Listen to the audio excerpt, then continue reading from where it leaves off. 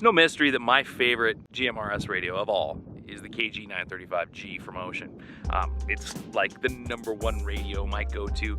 It's always with me wherever I go. If I'm hiking, if I am off-roading as a second, just around the house, out walking the dog, that's the radio I gravitate towards, and that's the radio I use. And I love the feature set, the storage, the memory, the scan function, the whole 9 yards. When I first laid eyes on the KG-XS20G from Wouxun, I knew that I had to get my hands on it because it uses a lot of the same, well, if you look at it, I mean, look at the monitor and the screen, it's pretty much the same user interface as a KG-935. So, of course, our good friends at Buy Two-Way Radios, affiliate links below, sent us out one to try out. And we've had it in our Toyota 4Runner for about, I don't know, 4 to 6 weeks, using it daily, driving around, talking around town on repeaters, talking back and forth in Simplex on off-road trips. Now I'm ready to talk to you about it. Yes, it is essentially a KG-935G with 20 watts of power for your vehicle. It has the same feature set, the same user interface. If you have a KG-935G and you are looking to get a more powerful dedicated mobile or base unit, this is gonna feel a lot the same, with a couple of caveats, and we'll get to those in a minute. But when you open the box, it is the same familiar fit and finish that you get from Wouxun, a wonderful, well-written, full English manual. You're also going to get options for either cigarette light plugs or hardwiring the unit to your electrical system or power supply. There is no antenna included. We've included a link in the description below to a couple good options. Right now, we've just been using the little stubby unicorn ghost antenna that was on a Midland product that we had a long time ago, and it's working fine. So for me, a radio, the first thing I usually do is turn it on, get a little bit familiar with it, but then I like to program all my channels with the computer and the software. The software is available for a free download at Buy Two-Way Radios. I'll put a link in the description below. You will need a cable. It's sold separately, also a link in the description below, but it is the same cable that is used by the KG-1000G. Programming is almost identical to what you had on the KG-935 if you're coming from that radio. If you're new here and this is the first you're thinking about it, you haven't had a KG-935, the software package with this is awesome. You can program almost every feature of the radio that you can think of. It has a 999 memory storage bank, so you can choose 999 different GMRS repeater and tone combinations or frequency and tone combinations, or an entire list of UHF or VHF channels that you want to monitor, like first responders, etc. There's also some powerful scan groups and scan functionality. The scan on this is very rapid and quick, just like it was in the 935G. So I have my core group of channels that I listen to when I'm running around our metro area. I'm always scanning through. This thing does it just like my 935 does, which is great. It has tone scan, so that if you hear somebody talking and they can't hear you, you can go ahead and scan what tones they might be using, so that then you can turn around and yell at them. There is the weather band, so you can monitor the weather while you're out and about.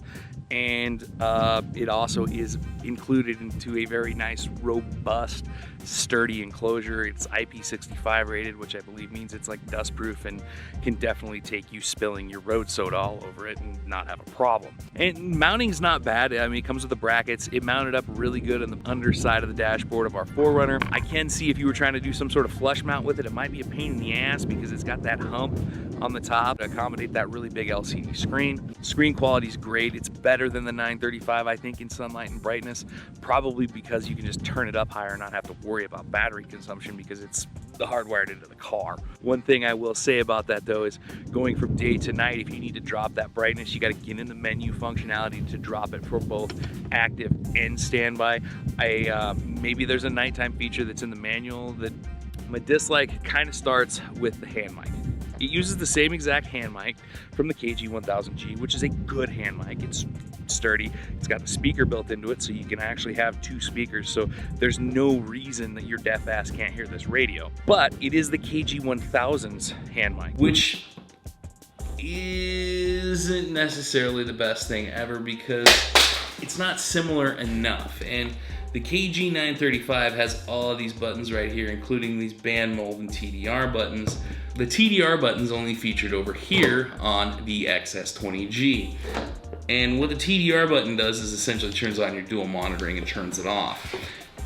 You can do that without moving your hand right here on the handheld on the 935.